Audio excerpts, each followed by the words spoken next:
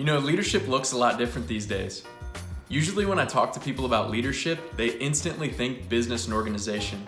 What I want to do is create a paradigm shift where people think leadership is life, because that's exactly what it is. In this email course, Becoming the Servant Leader, we're not just becoming a servant leader for our career and the company that we work for, we're becoming a better servant leader for everyone that surrounds us in our life. I love this quote by Warren Bennis. He says, becoming a leader is synonymous with becoming yourself. It's precisely that simple and also that difficult. What that means is leadership has to be authentic. We have to know who we are first to be the leader that other people need us to be. Which leads us to this first lesson. It's all about self-awareness and how it creates servant leadership. Now, when I say self-awareness creates servant leadership, it's exactly what that quote means. Becoming aware of who we are as a person so we can better show up and serve people.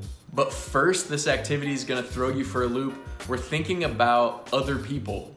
You're like, Zach, how can I be self-aware thinking about other people? What we're doing is we're brainstorming what you're attracted to in a leader.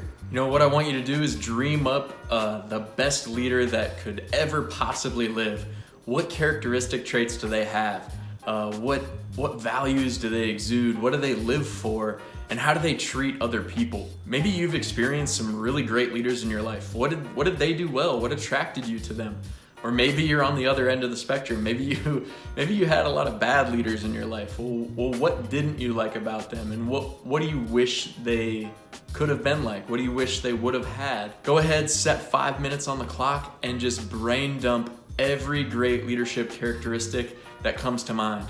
What I want you to do is then pinpoint the 3 best ones. What would the best leader in your life look like?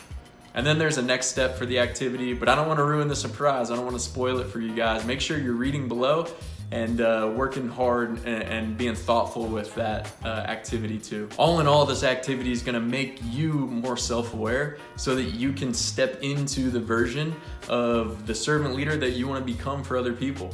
Can't wait to see what you come up with, and I can't wait to deliver the lesson tomorrow. But remember this, leadership isn't how you dress, it's not what you do, it's all about how you show up and serve people.